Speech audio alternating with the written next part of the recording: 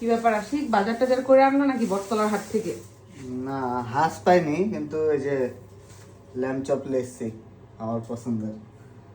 মাংস তো এর আগের বার তুমি রান্ধে দিয়েছিলে, তখন কোচেলো মাংস, এটা মনে হয় শুয়ারের মাংস। হ্যাঁ, অনেক মানুষ বলছে।